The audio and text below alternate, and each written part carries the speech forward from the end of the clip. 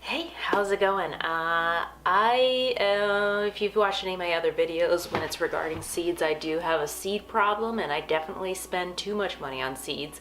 Although I really like the heirloom seeds and like all those kind of fancy, unusual things, because I like to cook with them.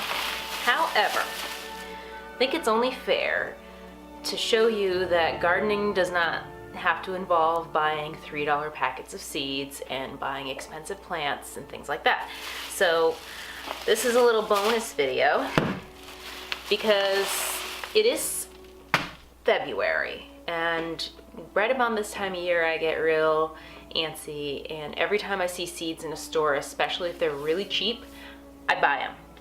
So I had to go to the dollar store for work the other day, and while I was there, they had a rack full of seeds that were for $1. So I'm going to show you the seeds that I got, and then I'm going to share with you some little hints so you can start a garden for $3 if you really wanted to. Okay.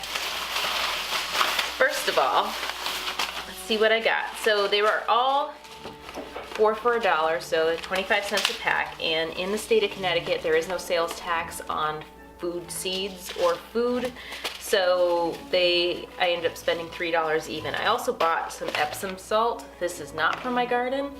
I've heard of using Epsom salt in your garden, but I've also heard of it being debunked, so this is really just for me to take a bath. Alright, so I got some French breakfast radishes. I have grown this variety before and they are really yummy. And radishes are easy to grow. They mature really fast. And I got some sweet basil.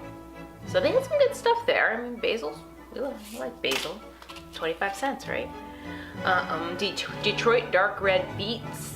Again, just extra beet seeds. And this is something I've never tried. It's called mustard spinach. So it's a quick growing variety, especially suited to the south. We're in Connecticut, but whatever, we get hot summers.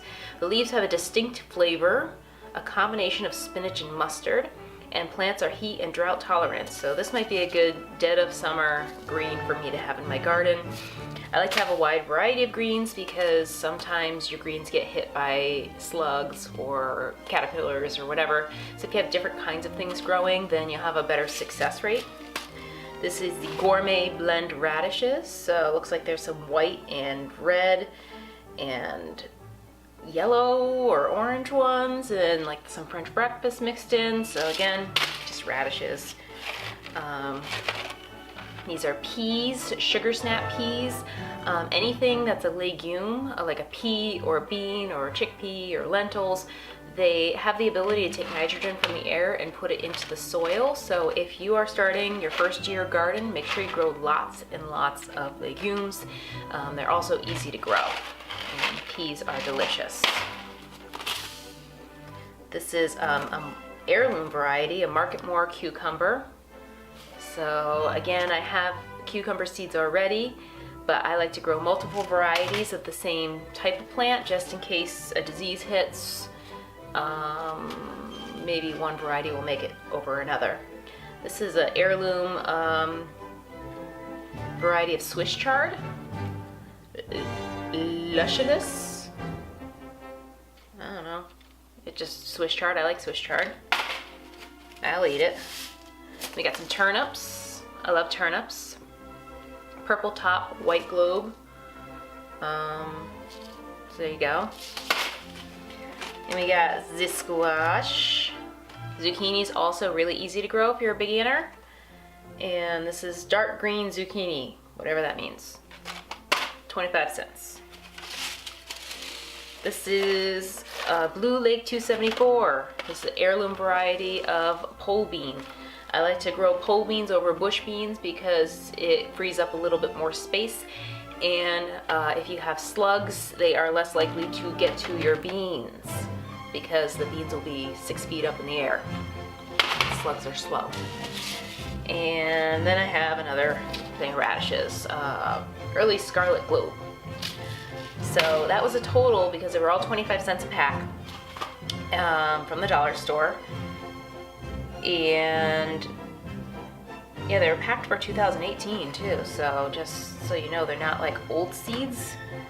I don't know why they're so cheap. There's not a lot in each pack, but if you're a beginner, you know, you can kind of get a lot of different things, see what you like, see what you don't like.